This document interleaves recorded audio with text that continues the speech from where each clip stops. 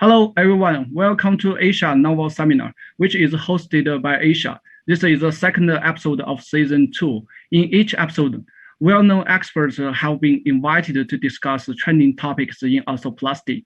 The Asia hope to establish a professional arthroplasty forum that joint surgeons from all over the world can be connected to share their personal ideas, clinical experience, and cutting-edge techniques in order to solve clinical challenges and improve the development of arthroplasty in Asia. I'm Ji Baochao from First Affiliated Hospital of Xinjiang Medical University. It is my honor to moderate today's discussion. It is our privilege to have one important well-known PGI expert with us today, Professor Kang-Yoon Kim from South Korea. Let's ask him to do a self-introduction first. Hi, everybody. My name is Kang-Yoon Kim from Kyunghee University, South Korea.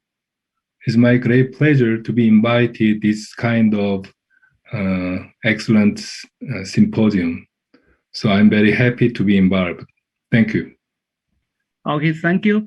Previously on Asia Novel Seminar, varus knee, flexion deformity, and kinematic aligned TKA have been discussed by experts from all over the world. To continue the subject of total knee arthroplasty, in this episode, we will focus on the treatment of chronic periprosthetic joint infection. And this discussion today will be made in the form of a debate.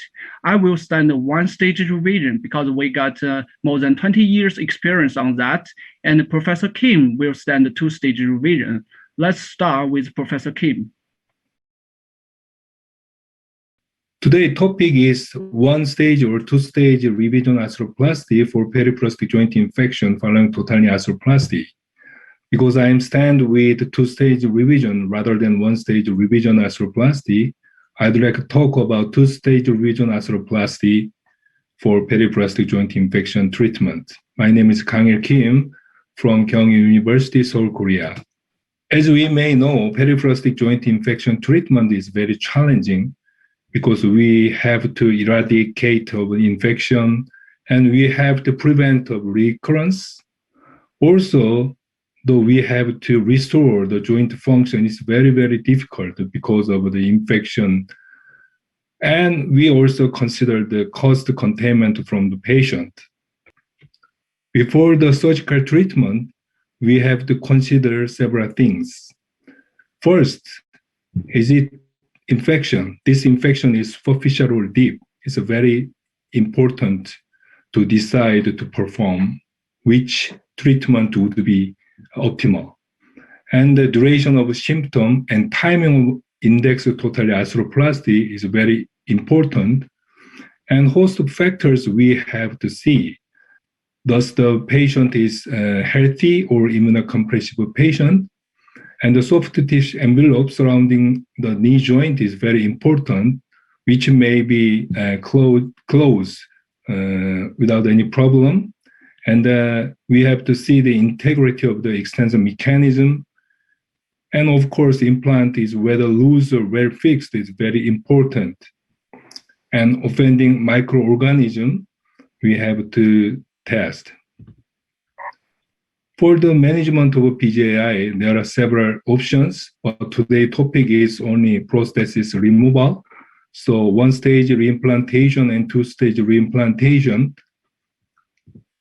I will talk about two-stage reimplantation. Before to say about two-stage revision arthroplasty, I'd like to talk about briefly regarding one-stage revision background. It is good result based on the use of antibiotic-loaded cement. And the Endoclinic, the Hamburg, Germany, they reported a very excellent experience and success rate after one-stage revision arthroplasty with very aggressive debridement and the gentamicin impregnated cement fixation. And they reported there's no difference between one and two-stage revision. However, so far, the one-stage revision literature has been very limited. So mostly, we are still using two-stage revision in the world. Recent article from the UK PGI group they recommended the indication of a single-stage revision, such as good host with minimal comorbidity and non-sensitive organism and no major soft tissue defect and absence of systemic sepsis. They are all the good indication for single-stage revision. And today, Dr. G will talk about this.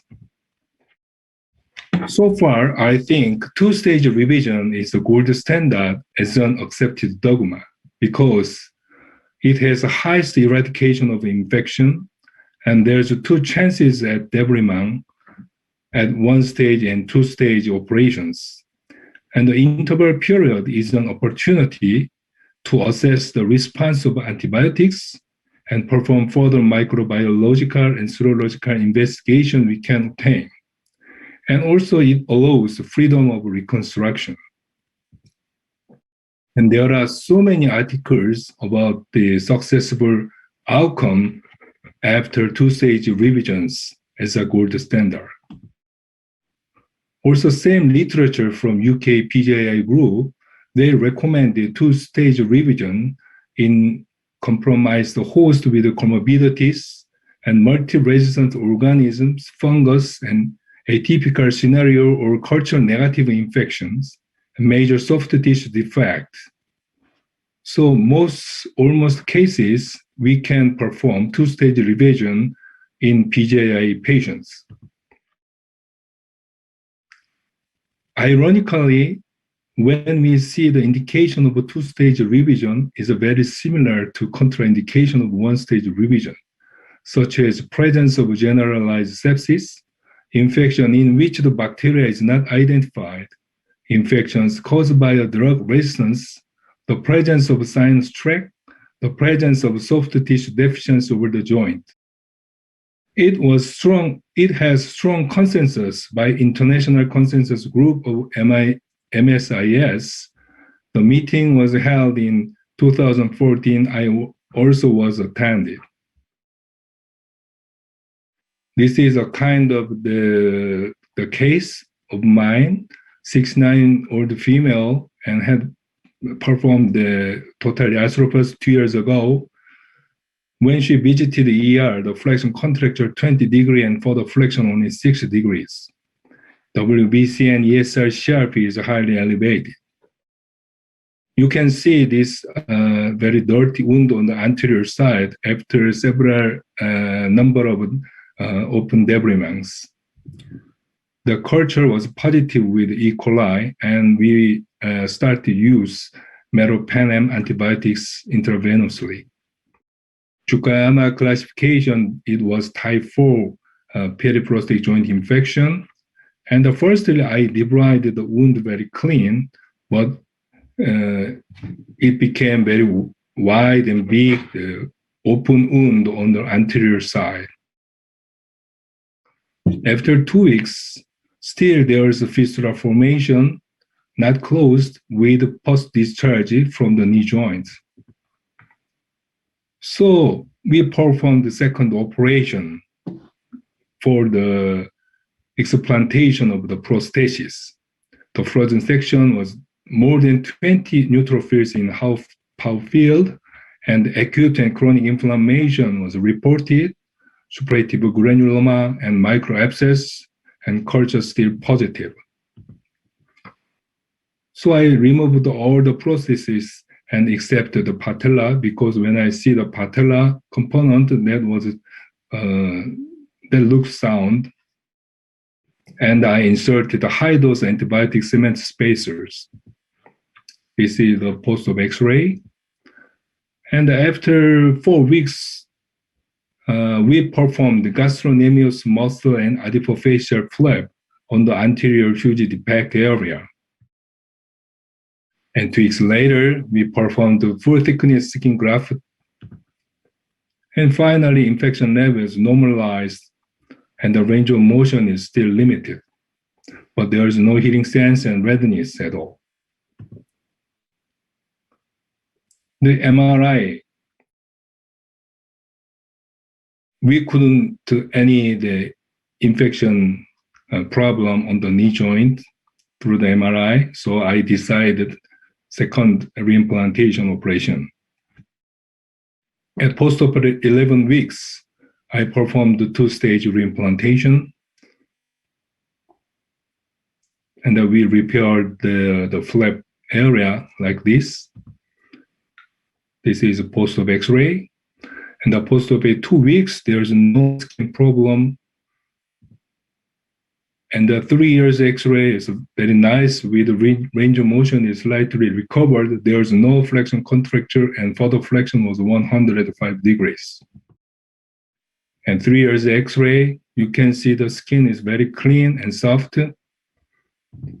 And now she is post-operative 8 years now, and the function is almost normal.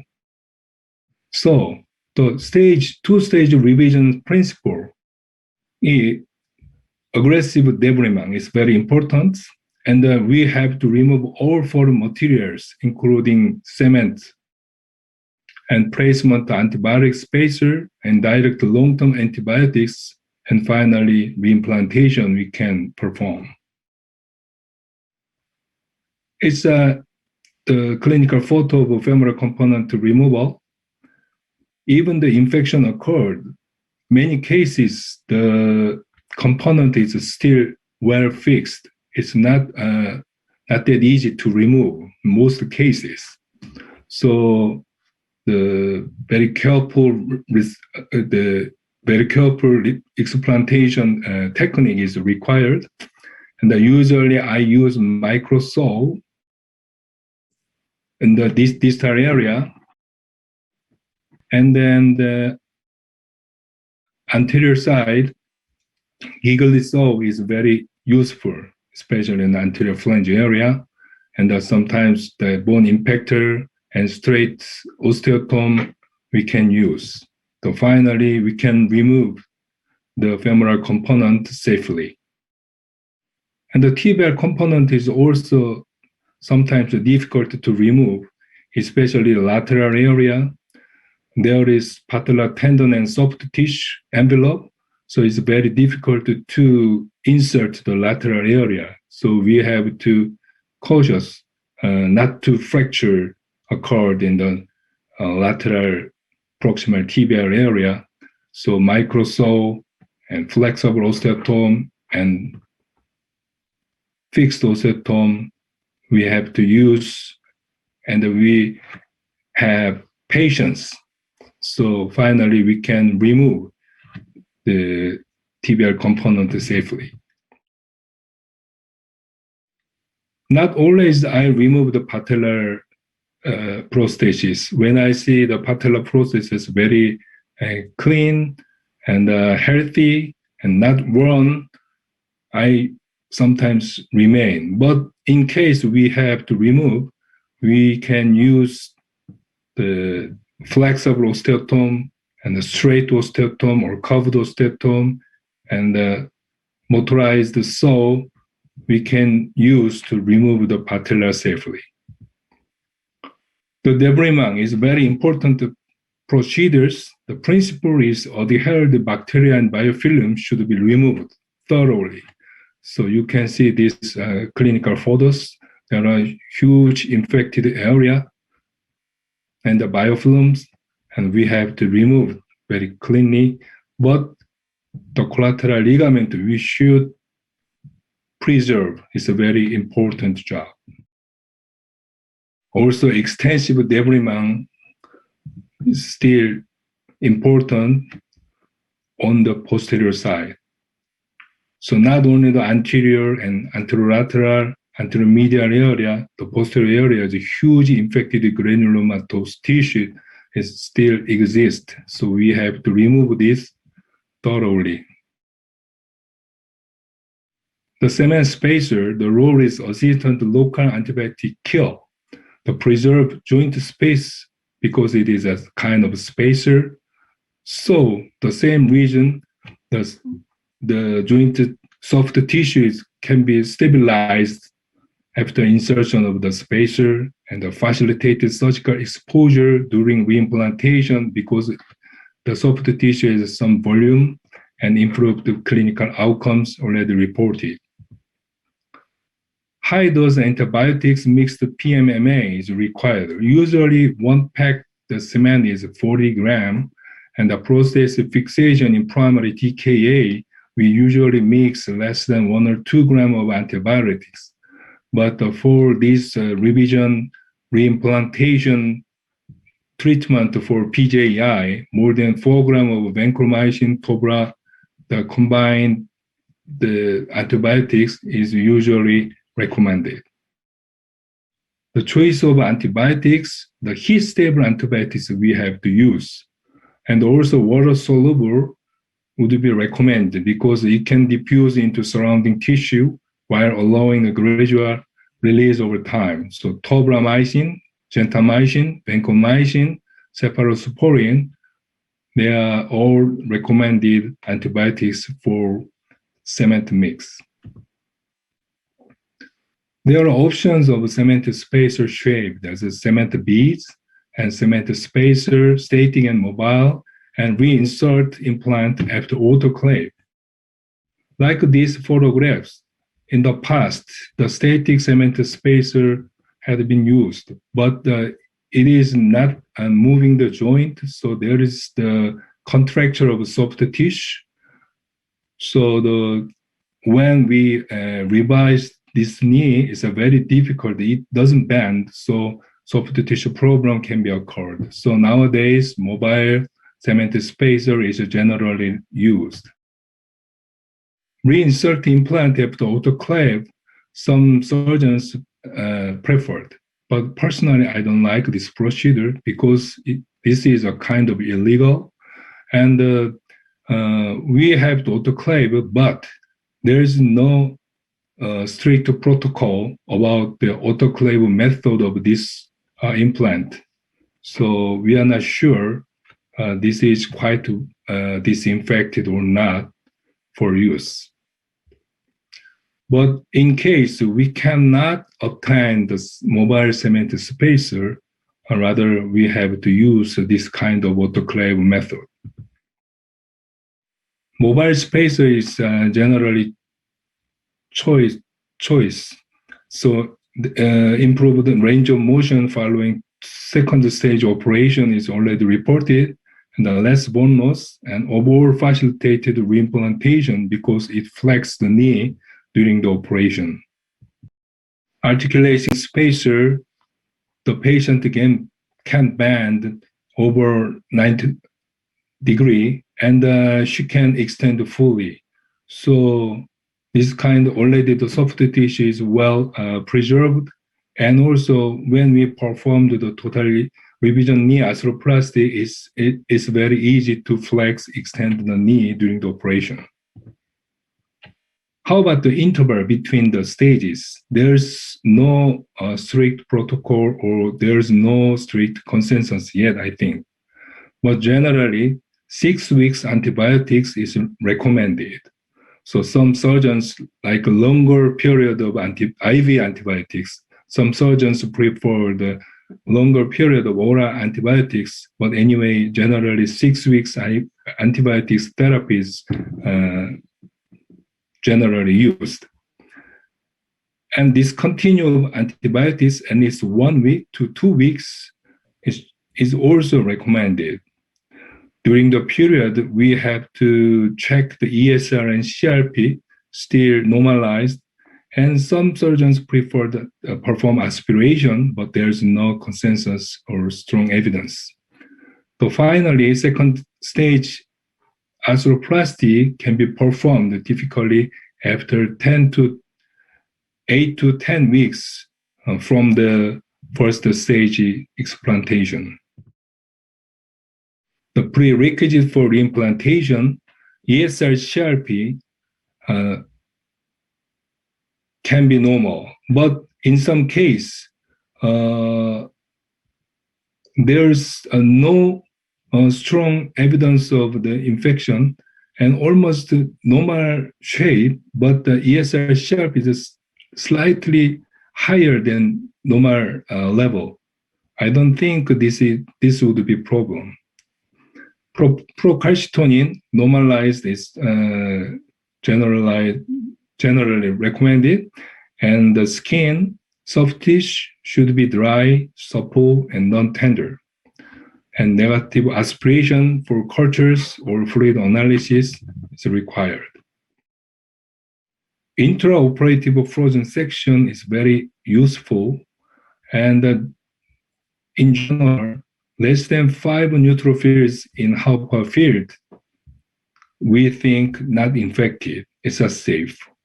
But over 10 neutrophils, we should consider infected. So in case we cannot reimplantation surgery. So in this condition, we have to re-debridement operation and reinsert of cement spacer rather than reimplantation. But between 5 to 10 is a gray zone. But personally, I performed reimplantation surgery if the joint looks clean and there's no abscess pocket or the granulation tissue, only 5 to 10 neutrophils in our field, I perform reimplantation surgery, and I don't have any failed cases yet. How about post-operative antibiotics prophylaxis? Reinfection rate in prophylaxis group is much lower than non-prophylaxis group. And compared to primary total knee arthroplasty, post-operative antibiotics prophylaxis duration is quite longer. So general recommended duration is 4 to 6 weeks. It's quite longer than primary TKA. Oral combination is also helpful. So some literature, they recommended even 6 months oral combination therapy after second reimplantation surgery. Because chronic suppression with oral antibiotics increase the infection-free prostate survival rate following surgical treatment of PJI. This is summary. So for the two-stage revision arthroplasty in patient with periprosthetic joint infection, thorough debridement and mobile antibiotic spacer I recommended. And antibiotics after the operation, at least 6 weeks we have to use, either intravenous or intravenous plus PO, that would not be a problem. And then we stop the antibiotics about 1 to 2 weeks before reimplantation. If there is no recurrence sign and stable serologic or aspiration result, we can perform second reimplantation surgery. In case, we also perform the frozen biopsy with a negative finding. And then long-term antibiotics prophylaxis after second stage reimplantation is generally recommended.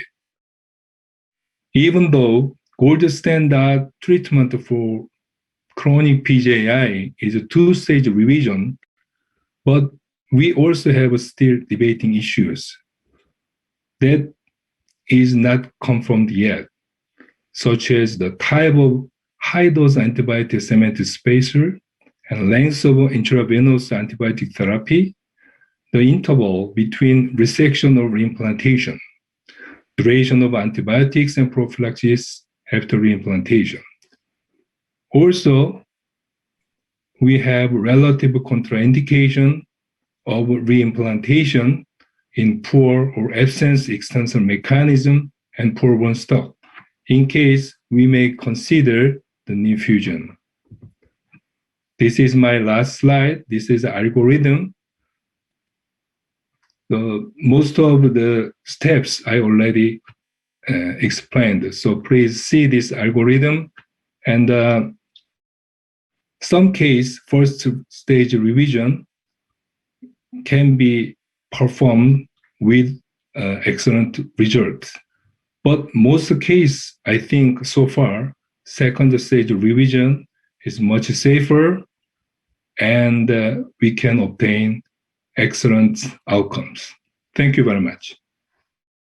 Thank you, Professor Kim. Thank you for your valuable presentation. And so it's my turn to do the presentation. Okay, since we have performed the one-stage revision for more than 20 years and seeing continual improvement in the treatment of PGI over the years, so now we want to say it's time to change the golden standard of treatment for chronic PGI. As we all know, peripatetic joint infection has not only represented a serious concern for surgeons, but also importantly, it destroys the patient's whole life absolutely. That makes them lose everything they have. We have several approaches for treatment of PGI. These strategies are not usually used alternately, but successively according to the different stages of infection. Once the chronic infection has been identified, the mandatory principle is the physical eradication of all organic and non-organic material that is dead or infected, followed by immediate or delayed reimplantation. And aggressive one-stage or two-stage revision is always the storm center of this debate. Two-stage revision as the traditional golden standard, which was first described by Professor Insel in 1983. It allows for a second attempt at development and opportunity to obtain microbiological samples. The interval period allows assessment of the response to antibiotics. However, the biggest difference with one-stage revision is the patients have to accept 2 operations within 3 to 4 months. What does the two-step surgery mean to the patient?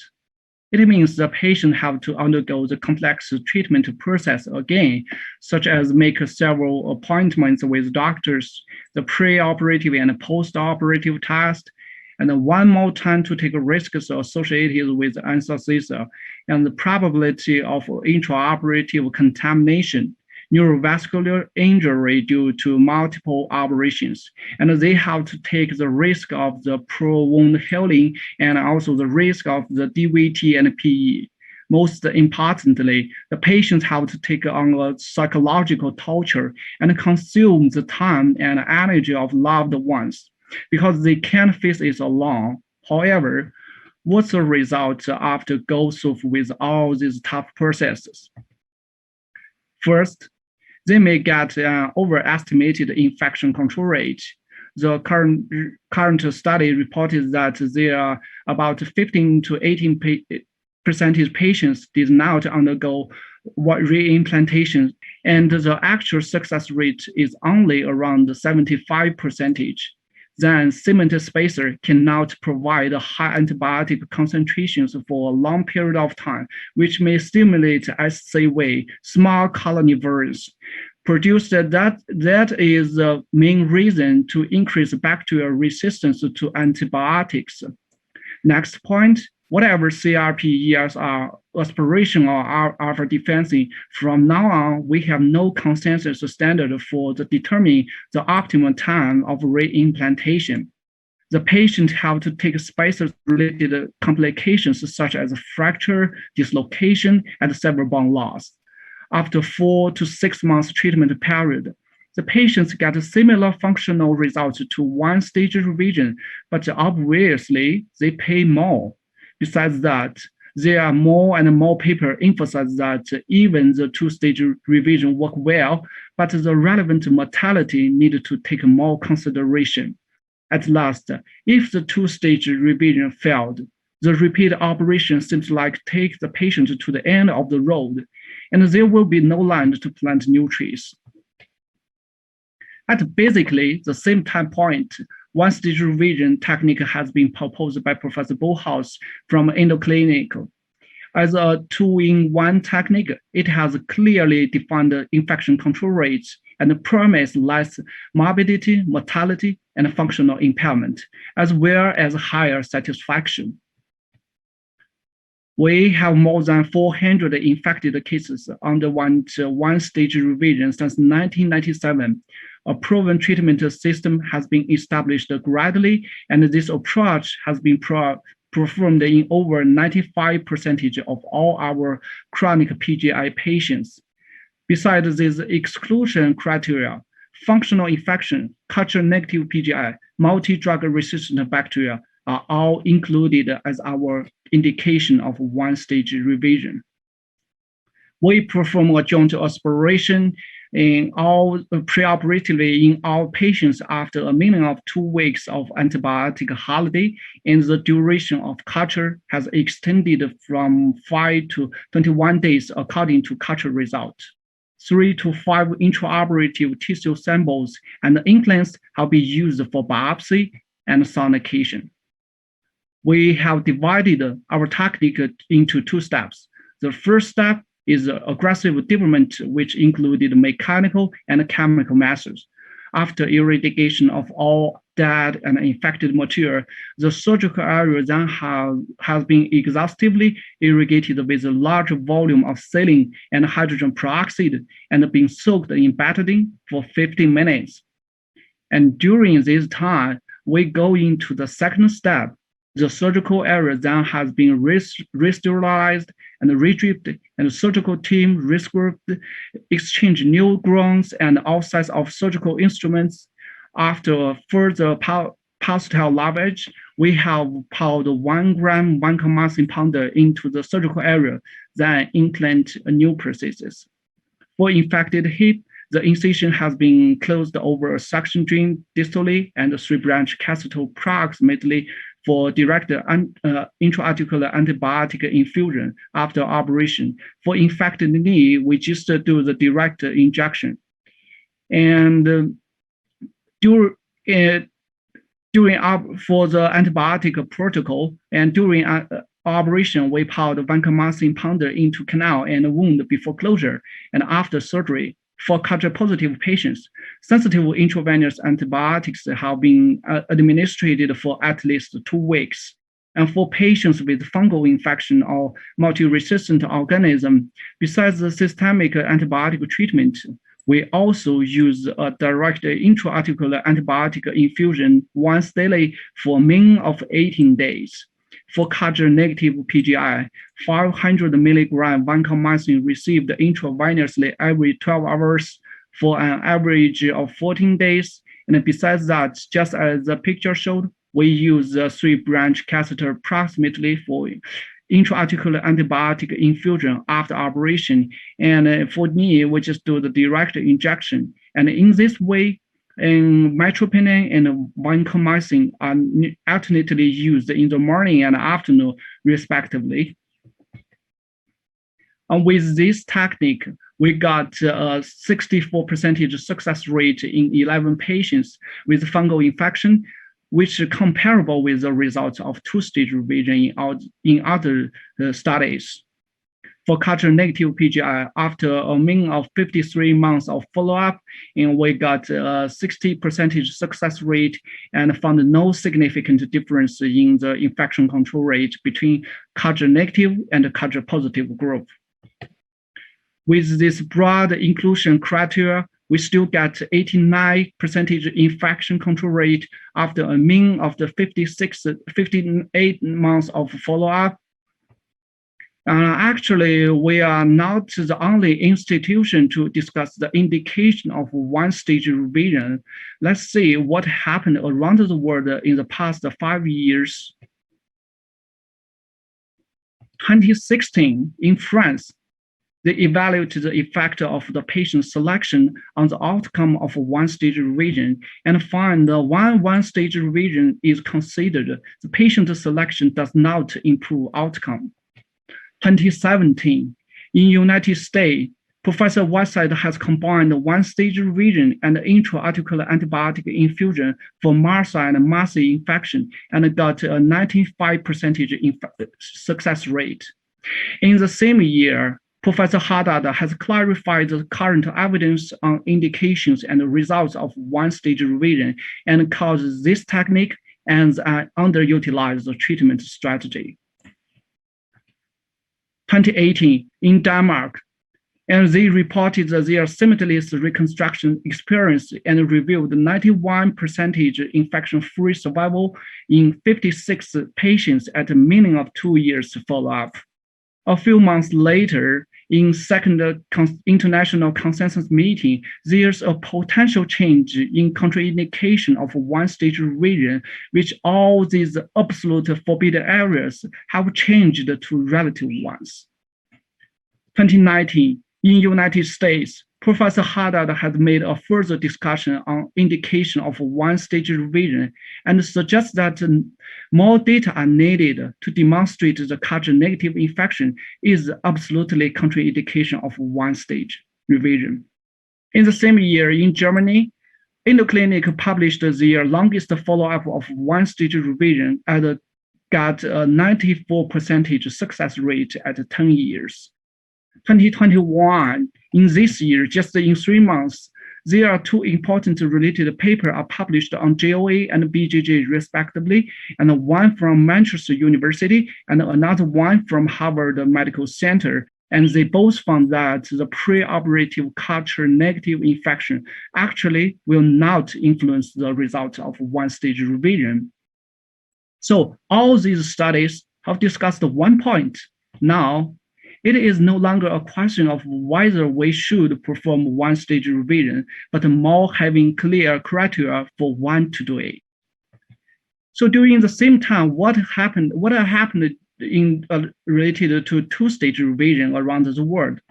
Let's say 2017 in Germany, the authors have shared their experience of single-stage acetabular revision during two-stage THA revision and got a 97% infection control rate at a mean of 42 months of follow-up. 2018, in Spain, the Professor Galak showed their preliminary results after changing from two-stage to one-stage revision arthroplasty protocol using cementless arthroplasty for chronic hip infection and reported a 95% success rate. 2019, in America, Professor John Callahan, who from the University of Iowa Hospital, has revealed that the patients undergoing resection arthroplasty for PGI are at high risk of death and the failure to complete the two-stage protocol. In the same year, a multi-center study in New Jersey showed the outcome of modified two-stage revision. They have chosen the primary knee implants as functional prosthetic spacers, and besides the infection control rate, the final total arc of motion was also similar with the primary implant and the traditional spacer group. 2020, the research from Spain demonstrates that the current actual success rate of two-stage revision is only 71% if included the patients who did not undergo reimplantation. 2021, in this year, the data from Canada confirmed the efficiency of the articulating spacer made of primary knee implant, and this technique is first called the 1.5 stage revision in Duke University. So what we have known from these literatures is that surgeons around the world are beginning to recognize the problem of traditional treatment regimens and are gradually trying to change them. From this slide, we can see the development of cement spacer and from static to articulating, and finally, primary implants have been chosen. At this stage, do we still have reason to open the patients again? Is this only the change of the cement spacer? No, I don't think so. I think that's a change of the treatment standard. So the conclusion, one-stage revision for PGI is a reliable treatment option with a high rate of infection control and less morbidity and functional impairment, which should be considered as a new golden standard in the treatment of chronic PGI. The reasonable indication is a prerequisite for the success of one-stage revision, which required further discussion. We already have too much art. Now we need more scientific data. The high-level evidence the RCT are undergoing in different places in the world now. The data are much needed for wider use of one-stage revision. At last, I want to say whether we want to accept it or not, students will become teachers one day. Thank you. That's my presentation. Okay, after our presentation, let's go into the Q&A section. And in this section, we will ask and answer the questions in turn to debate our standpoint. So Professor Kim, please go first. Thank you for your nice lectures about one-stage revision. Personally, I am also have a small number of experience about one-stage revision. So I have a very limited indication of one-stage revision.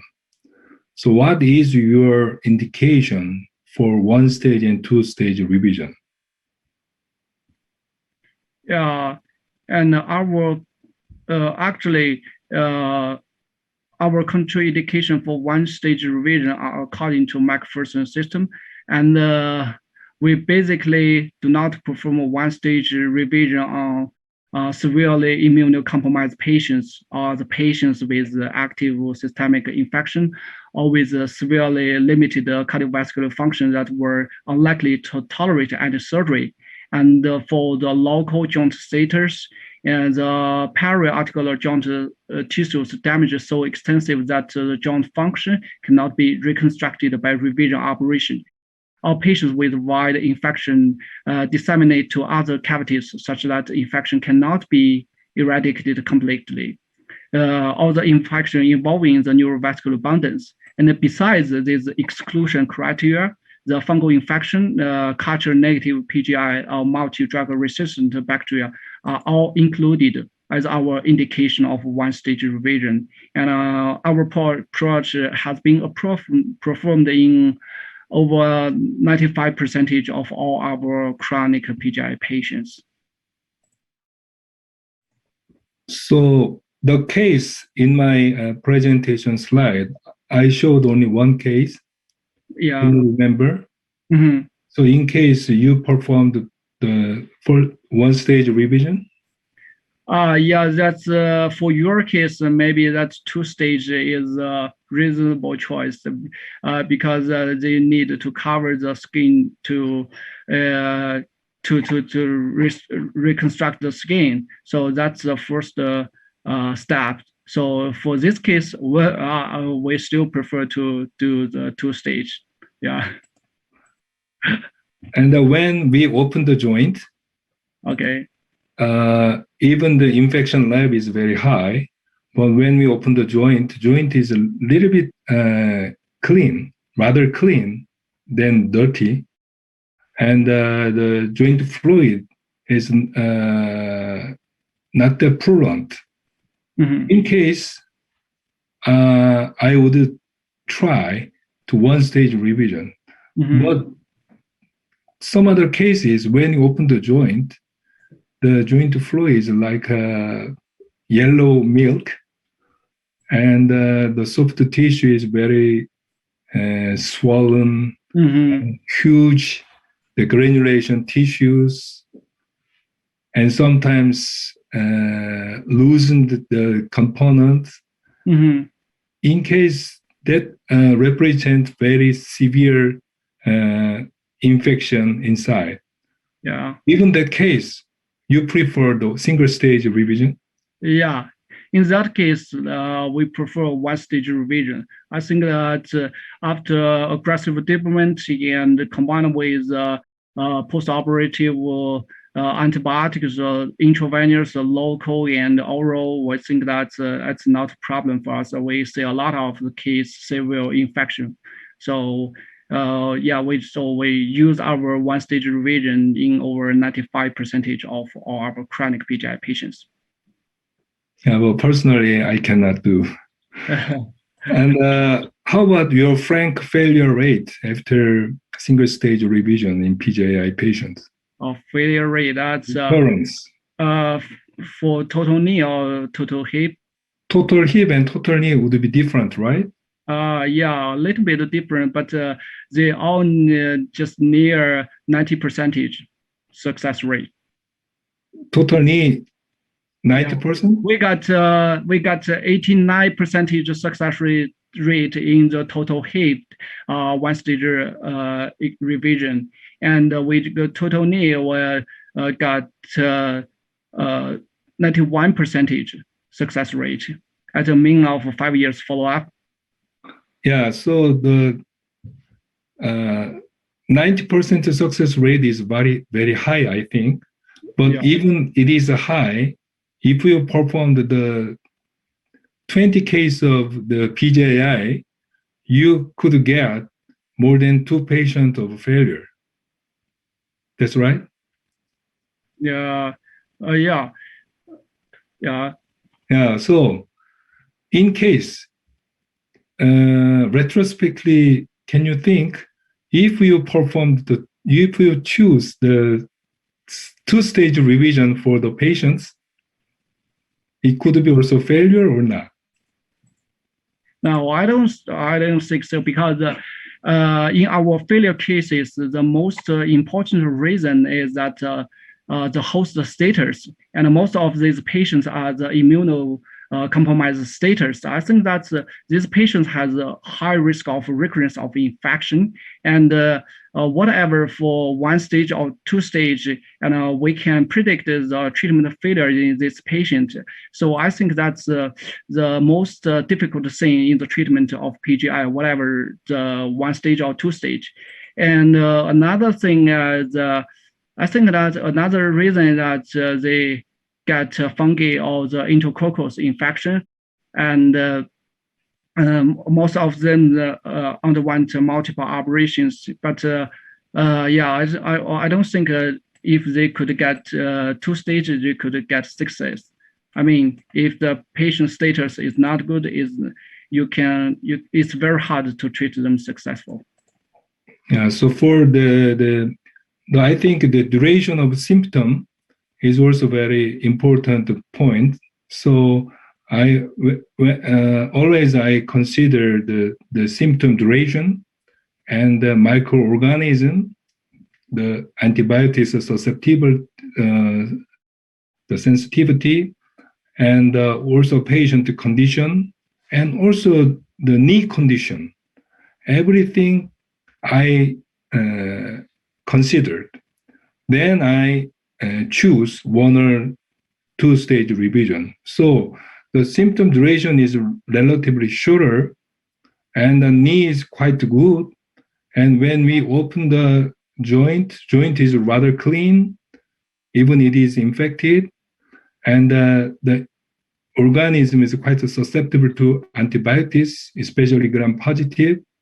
In case, I selectively prefer the single-stage revision. But other cases is a little bit risky to recur, even I performed the single-stage revision. Single-stage revision success rate is also high, but slightly lower than 2-stage revision. And especially if you meet the recurred case after you perform the single-stage revision, what will you do? You mean to the failure? You mean to the cases after failure of 1 stage revision? Yeah, you already inserted the new prosthesis and usually stemmed processes, right? Yeah. But you failed. Yeah, if we got a reinfection and it's recording the symptom. If the symptom happens just within 4 weeks, we will do debridement to that patient. But however, if the patient got chronic infection, sometimes we do 1 stage revision. Even the case, you also performed 1 stage revision.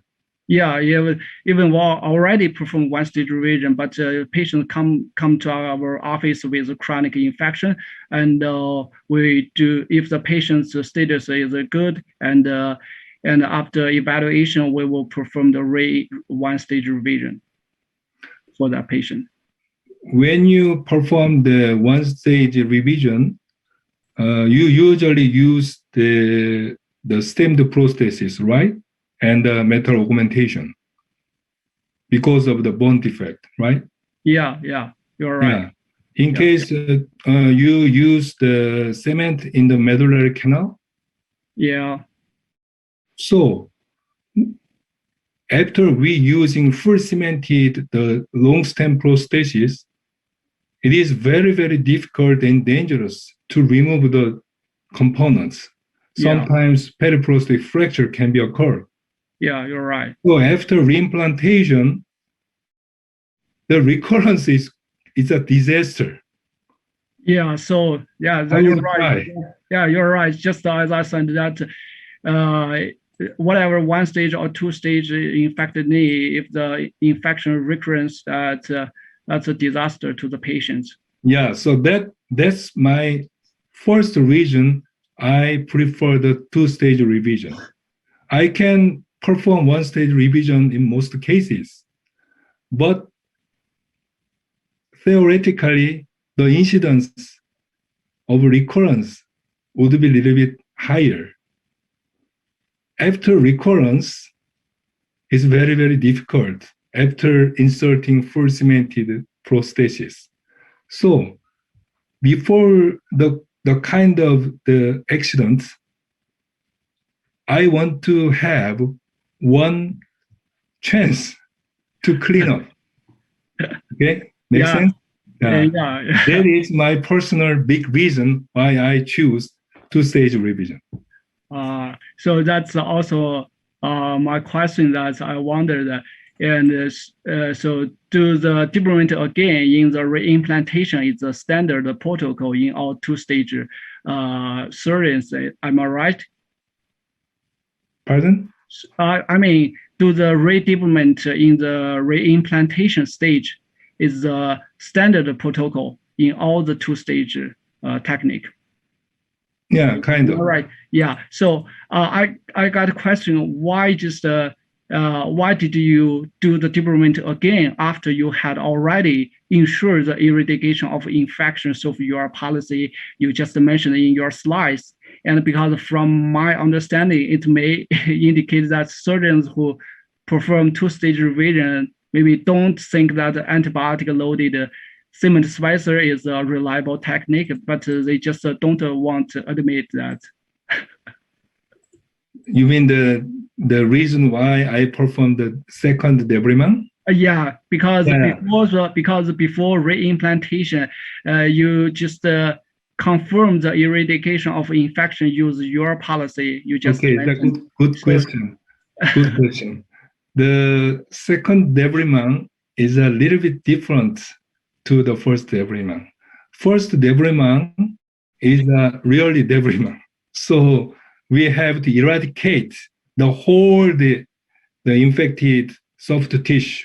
So I remove all the capsules, even I remove.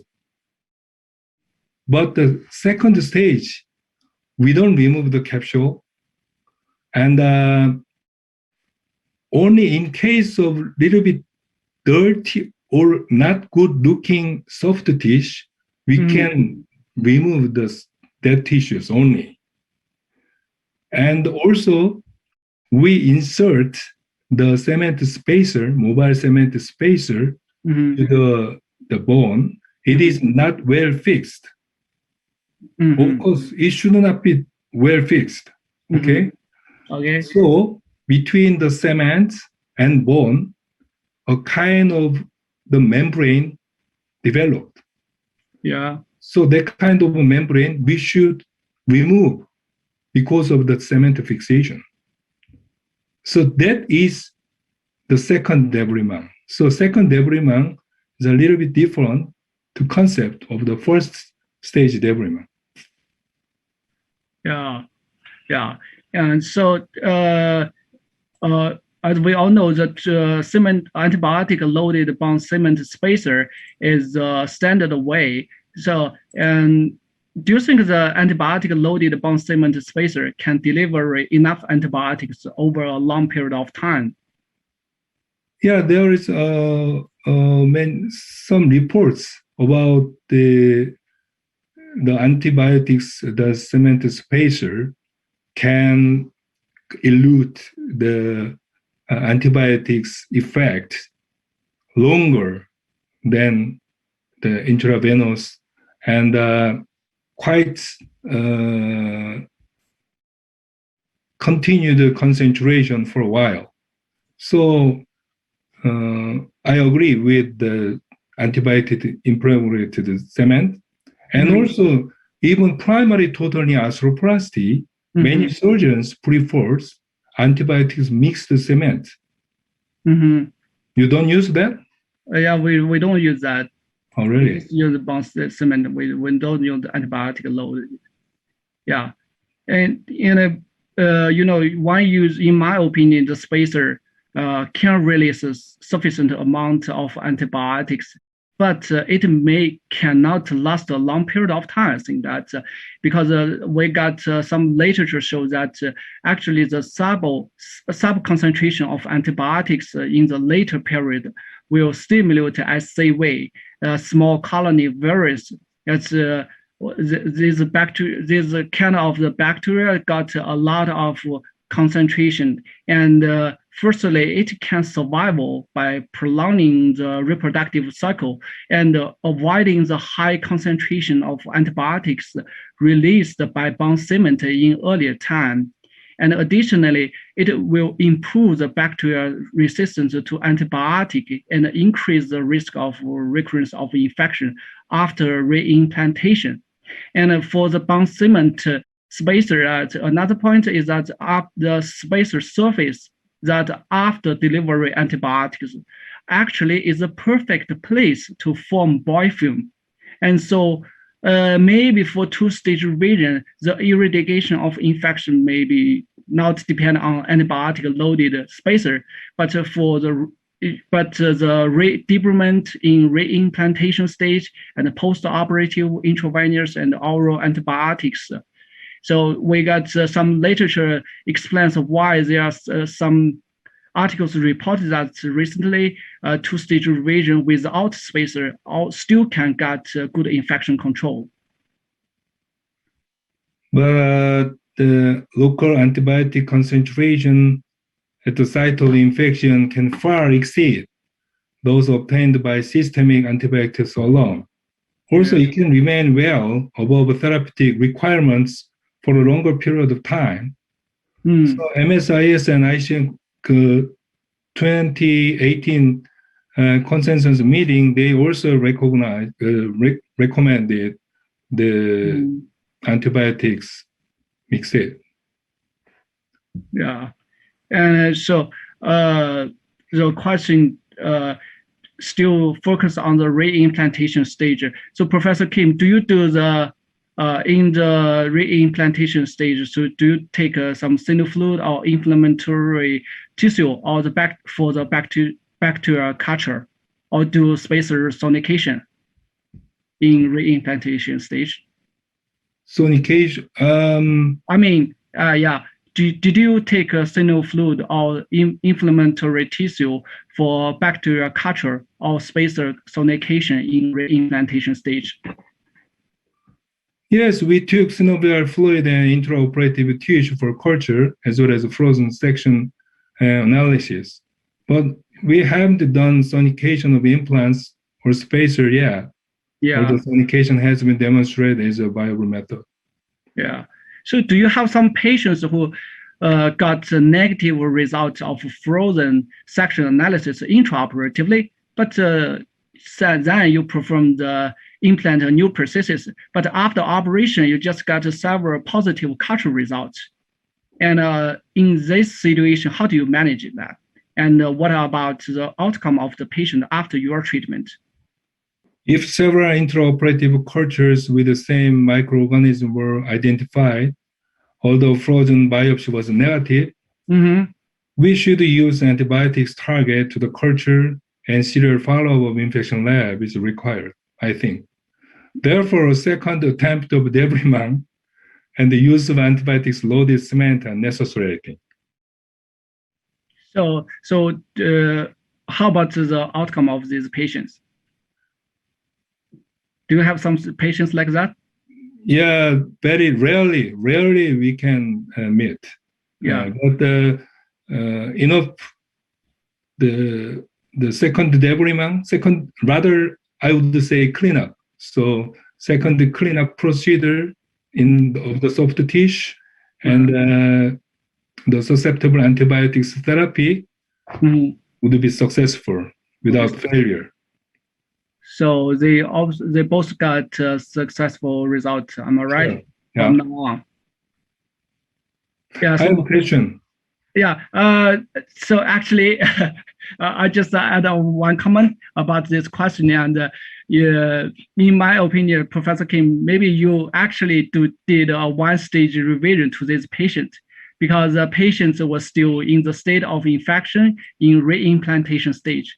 You did an aggressive debridement first and remove the spacer, then implant a new prosthesis combined with the post-operative intravenous and oral antibiotics and obtained a good result, just as you said. And I think that is exactly what one stage do. Yeah, I agree. And then recent paper already reported, and I also introduced, they recommend the different indication of first the one-stage revision and two-stage revision. So gray zone is not that big, I think. So I already told you that the rather short period of the symptom duration and the rather cleaner than the usual periplastic joint infection cases and good susceptible the microorganisms. I would perform the first single stage revision, but I already told you, if it fails, it is disaster. Especially we performed the fully cemented prosthesis. So in the case, just I want to have one more chance to delete, to eradicate the occurrence. So through the two-stage cleanup procedure, I think it is more chance not to occur the recurrence. So after, anyway, one stage revision, two stage revision, that's not important.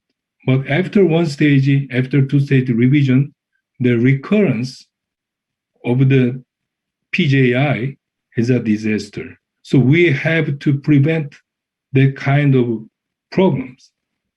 Yeah. For that, I still stand with two-stage revision. Okay. Okay.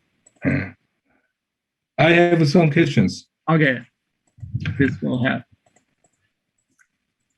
Single-stage revision, I think the operation room condition is very important.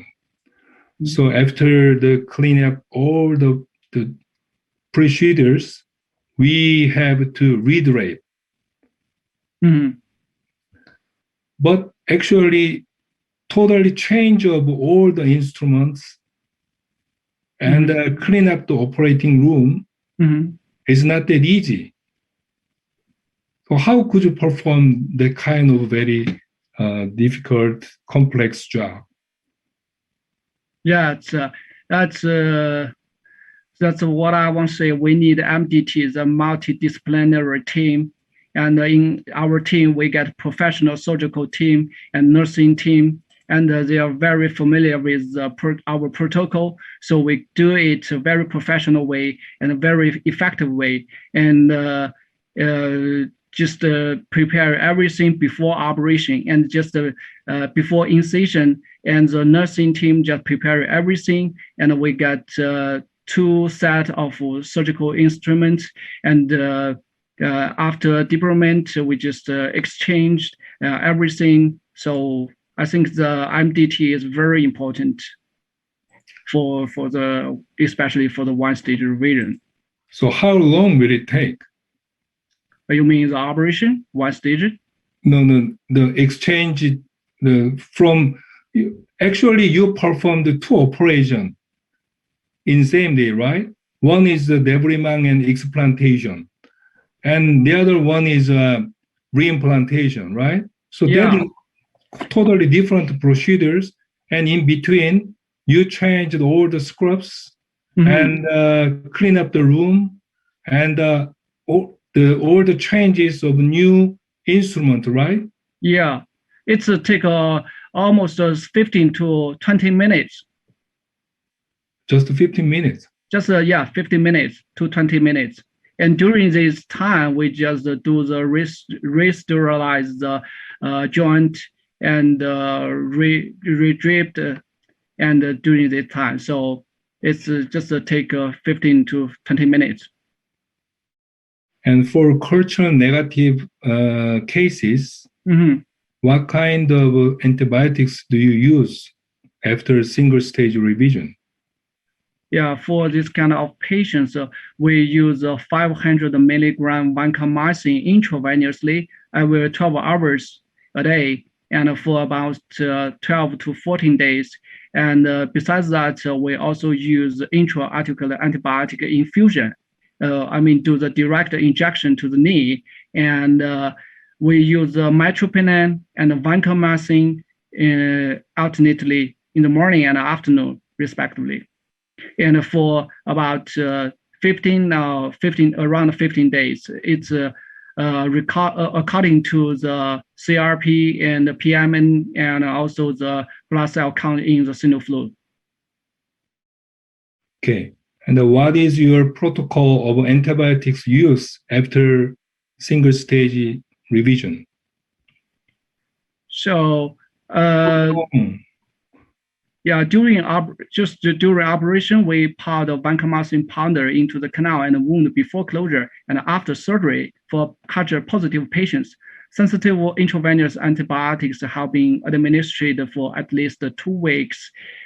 For patients with fungal infection or multi-resistant organism, besides the systemic antibiotic treatment, we also used a direct intra-articular antibiotic infusion once daily for a minimum of 18 days, maybe longer for fungal infection. And for culture negative, I just mentioned, we use combined with systemic and intra-articular antibiotic infusion, combined with metropyline and vancomycin. And I want to say that actually this is, I think there are 2 advantages in our technique. The one side is for especially for culture negative infection. And in these patients, most of these patients have multiple surgeries or even revision for PGI previously. And this kind of patients that get the most difficult thing in treating these patients is that the patients with infected joint and all layers of scar. That means a very poor vascular supply. And so in our technique, we use intra-articular antibiotic infusion, and it could provide enough high concentration of antibiotics in the joint fluid and avoiding being affected by the poor vascular supply. And another thing that for the culture negative PGI, we should use spectral antibiotics. Most of the time, at least 2 kind of antibiotics to cover the gram-negative and the gram-positive bacteria. If we use local way, it could avoid the systemic toxicity and even the secondary infection caused by the intravenous antibiotics. How frequent do you perform the serologic test after single stage revision? You mean after operation? ESR, CRP, neutrophil. Yeah, you mean after operation? Yes. Yeah, we did it every day. Every day? Yeah, we did it every day to test the CRP and single fluid because we do the intra-articular antibiotic infusion, and during that process, we can take a single fluid. So we use that single fluid for the biopsy test and to see the white cell blood count in the single fluid. In your most patients, in the slide, not almost a patient, just a fungal or multi-drug resistant or culture negative. Yeah. No, I mean the most patients. Not the most patient, just for the patients with a special organism or the special situation like a culture negative, we use that way. Okay, so for ordinary patients, how frequent you performed the serologic test? For the serological test, if for the general patient, we still do the CRP and the ESR every day. But for the general patient, we didn't to test the single fluid. Okay. And most patients, when their serologic test is normalized, usually after the implantation, when? It's almost 2 weeks after implantation. 2 weeks, but it depends. It depends. And for the fungal infection, we got more than 20 days. Some patients still their serological biomarker were not normal. But I think that's okay after 2 weeks of antibiotics treatment, and if the patient's CRP and PMN and white blood cell count in the single fluid continue decreased and near normal level. And I think that's especially the white cell blood count in the single fluid is low, below than 2,000, and we just stop the antibiotic and to change the oral antibiotics. If the patient lets the serologic high level even after 1 month operation, in case you still use antibiotics intravenously or reopen the joint? You mean the patient still in the hospital and after the 1 month treatment? Either. Yeah. After, if the patient has still higher level of serologic values after post-operative 1 month. So in case you still use intravenous antibiotics or reopen the joint to clean up?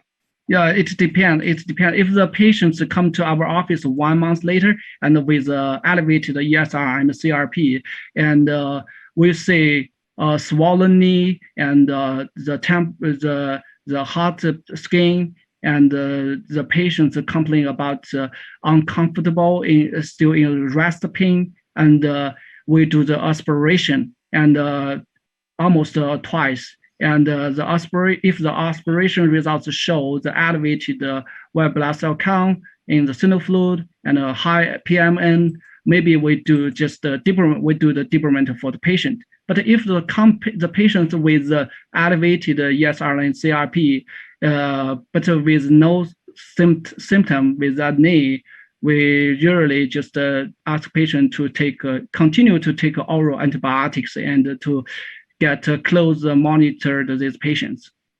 Do you believe the diagnostic accuracy of bone SPECT or bone scintigraphy for PJI patients? In our clinical, we barely depend on that bone scan. I think that efficiency is poor. We just, I think the ESR, CRP, and joint aspiration and the patient's symptom, I think that's enough. So you don't use bone scan? We don't use the bone scan for diagnosis. Okay. So I got a question to you, Professor Kim. Do you think that two-stage revision performed on immunocompromised patients are safer than one-stage revision? Because as you said, that the two-stage technique can split the risk of surgery in 2 sections, and which make patients better tolerated and safer. Do you think that the two-stage is a better choice for the immunocompromised patient? Yeah, I think of in terms of infection control Mm-hmm. as a success of PJI in immunocompromised patients. I think a two-stage revision is better than one-stage revision. And also MSIS group or the some literature, they reported the higher success rate in McPherson type B and C. Mm-hmm. McPherson type B and C is quite immunocompromised patient group. So Mm-hmm. in this kind of group, Mm-hmm. the infection eradication rate is Mm-hmm. much higher than Group A. in one stage revision group. Uh-huh. Already the literature reported. So I agree with this patient group. But if immunocompromised patients, actually uh, they cannot have two-stage revision because of their health problem. That would be quite difficult to perform two-stage revision. Yeah, you're right. Yeah. Mm. And so from now, and our results show that maybe we should compromise our expectation and interpret treatment for such population. And the whatever one stage or two stage, the goals of the PGI treatment in these patients should maybe take more into account about their preference and pay more attention to the concept of the disease control rather than cure. And the data from our center show that the mortality of immunocompromised patients after treatment of chronic PGI by one stage revision is about 12% at a mean of 5 years follow-up. And because so in my practice, there's no big difference between the one stage and the first stage of two-stage revision in operative time and blood loss. And however, the patients who underwent two-stage have to accept another reconstructive surgery within only 3 to 4 months. I think that's a very tough job for this immunocompromised patient. And as we all know that the reimplantation will undoubtedly bring additional damage to these patients. And another thing I want to mention that the number of operation is actually always the most important factor in patients' psychological torture. And the patients don't know the operative time or blood loss, but they know the number of the operation. I think that for them, it's not 1 divided into 2.5, it's 1 plus 1. So in my mind, maybe one stage is more appropriate to the immunocompromised patient. Yeah. Do you know the 1.5 exchange arthroplasty? Yeah, I share that. Recently, the JOA reported the cases. Yeah, yeah, yeah. I read that paper. That's from Duke University. Yeah.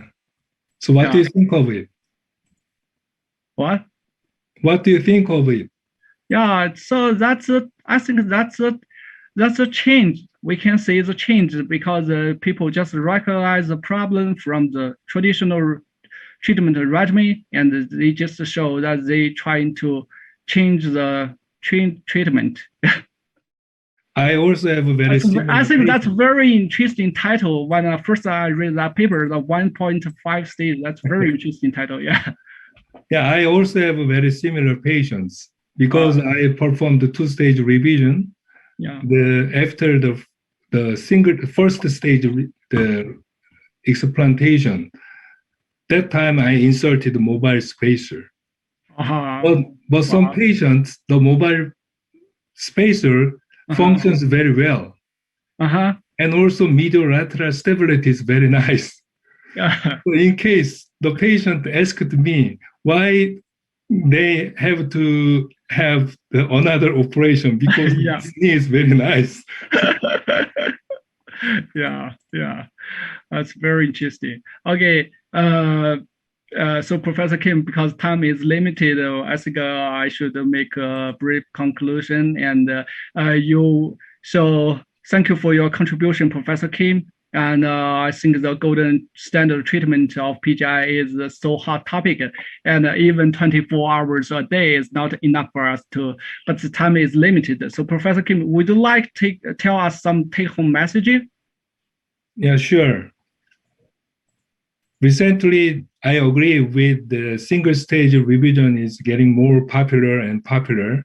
And also personally, I am also doing the single-stage revision in some limited patients. Without the chance of the occurrence, I prefer single-stage revision as well. But when we consider about the possible the reoccurrence of PJI, in case we have to have another chance of eradication of infection. That's why I prefer still two-stage revision. But single-stage revision, two-stage revision, I think either procedure is quite a successful procedure for the treatment of PJI. So after we making a good indication for single and double stage revision, then we can choose either technique. Thank you. Yeah. Thank you. Thank you very much. So the periprosthetic joint infection after total joint arthroplasty continues to be a challenging problem. And whatever one stage or two stage revision, as this is an evolving science. So further work must be done to clarify the best practice in managing PGI in very near future. It will be the benefit to the healthcare system, the economy, and most importantly, the patients.